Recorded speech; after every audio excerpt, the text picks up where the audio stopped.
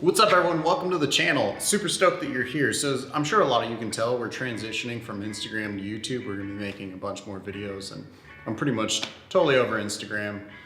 Just in general, we have videos on trail repairs, DIYs. I'm gonna do a couple videos explaining how link suspension works. I'm building a little scale model of a link suspension right now.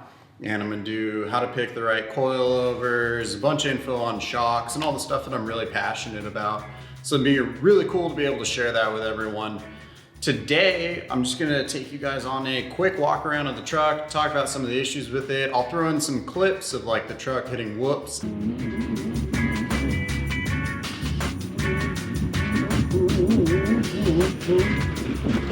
And rocks.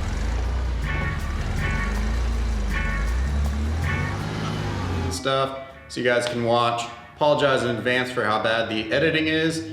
I'm learning a lot every day, but I'm pretty bad at it. So I'll let Brittany take it away. We have a lot of work to do on this thing.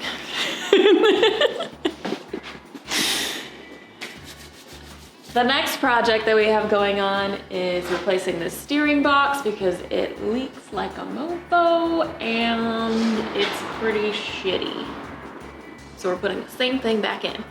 Since we moved the axle forward, we had to do a lot of custom built things on here. So we built the bumper.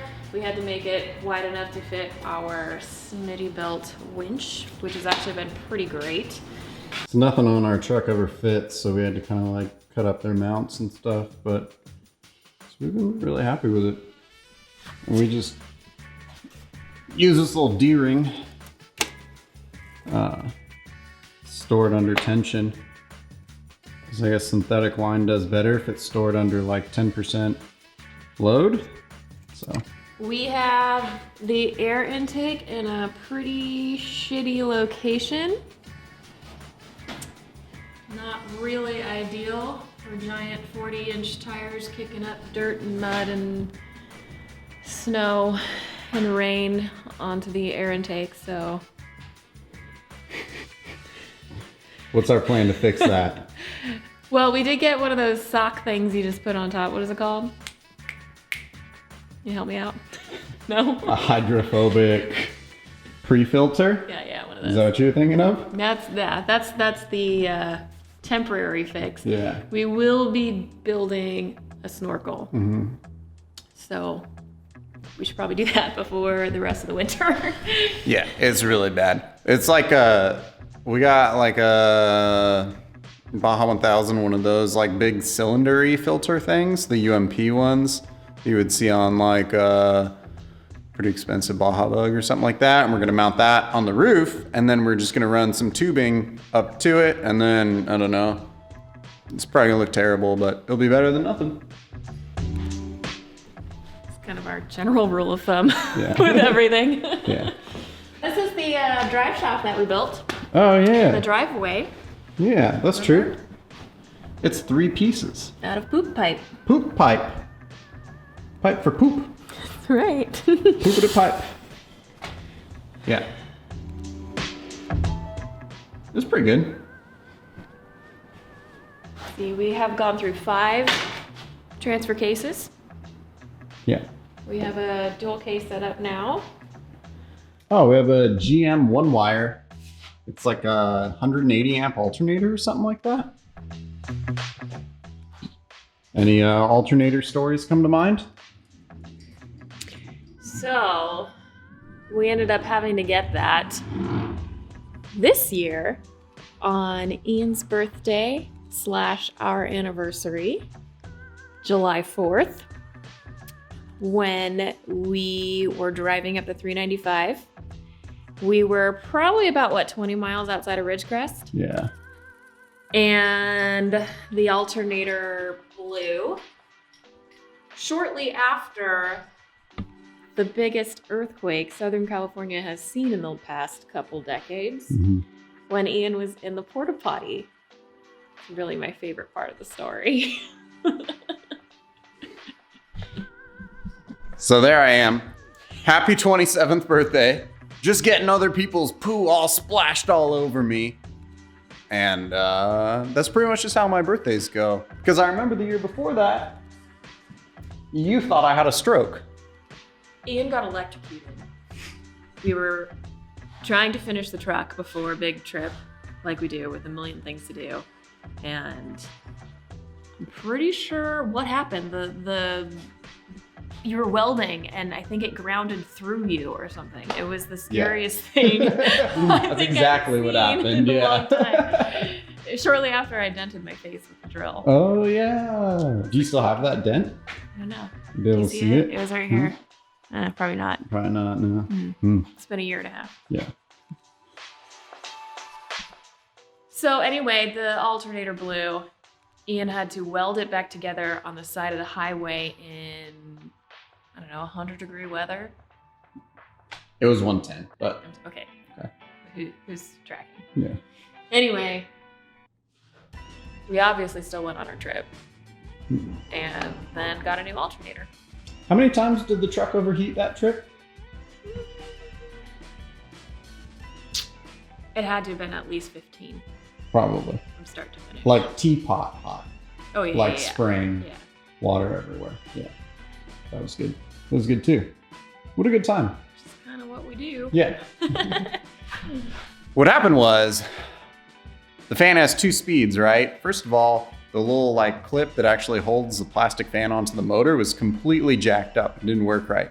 But when it through the thermostat switch, when it would try and go to high speed fan, the like thermo switch would just ground out and blow a fuse. So instead of going from low speed to high speed, once it got too hot, you would go from low speed to no fan at all when it got too hot, which was super sick.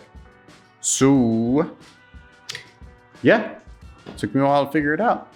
And probably almost blew up the truck, but this thing's a trooper, so probably not. Yeah.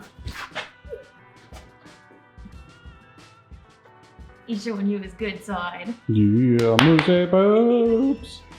One of the things that really helps is this Anti Cavitation Valve.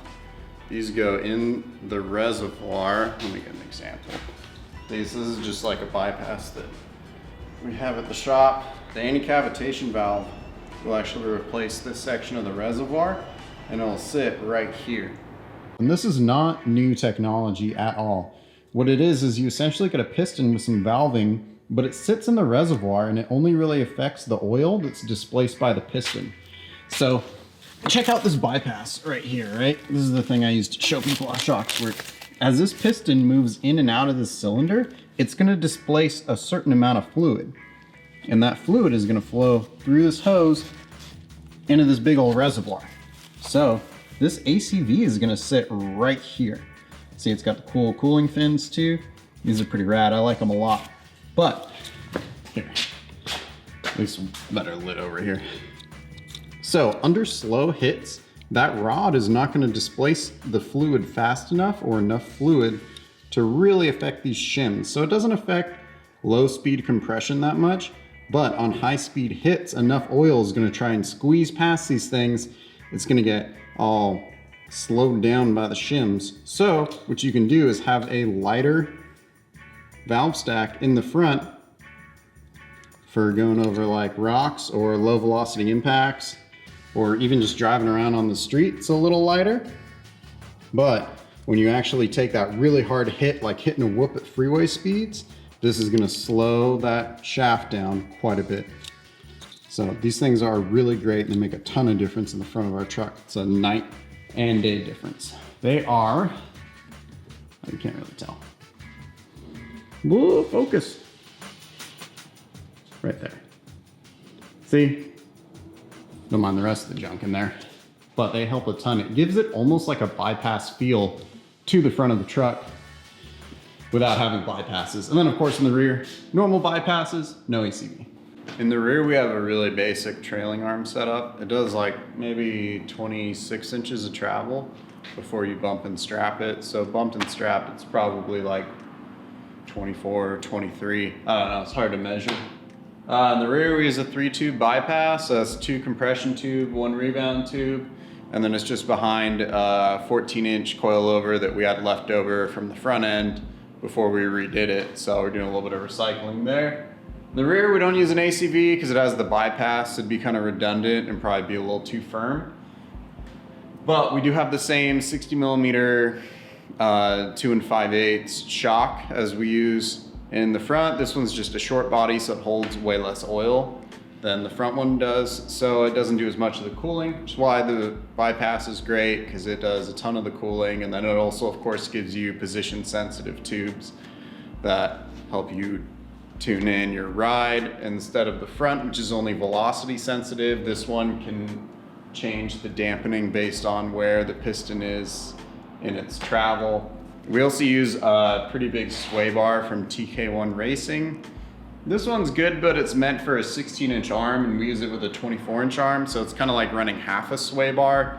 So it is what it is. I just messed it up. And then we use the same 3-inch 2.0 air bump as in the front and the rear. And I think they're even all at the same pressure too. So I could probably do a little bit of tuning, but my motivation's pretty low. So, and the back of the truck is just a 14 bolt. We have shaved it, and it's got an air locker, which is good, but it leaks like a mofo pretty much every couple months. In the back, we got our batteries and our spare fridge, 32-gallon fuel cell, fire extinguisher, toolboxes, fridge. I already said that, and tent, all that junk. So it works pretty good. It's pretty fucking, it's a dumb daily driver, but it's super fun in the whoops, and it rock crawls pretty good, and there's a bunch of sound deadening in the cab and stuff, so it's actually pretty comfortable. And then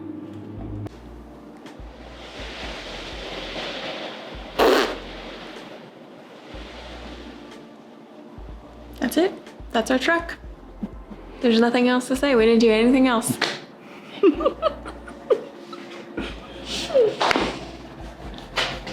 I hope that wasn't too painful for you guys to watch. Super stoked to have you guys along on the channel. It's gonna grow from here. Next year, we are gonna start a world's first build. It's gonna have about 700 horsepower, 54-inch tires, driven on the street, overlanding. It's gonna do it all, but it's gonna be really weird and something none of you guys have ever seen before. I'm super stoked on it, so stick around for that. I'll be posting a bunch of new videos. Just amped to have you guys here. Oh, and if you guys wanna watch some of our other videos, they'll be here or here. I haven't actually figured it out yet. Probably just click somewhere. So, this video should end it already.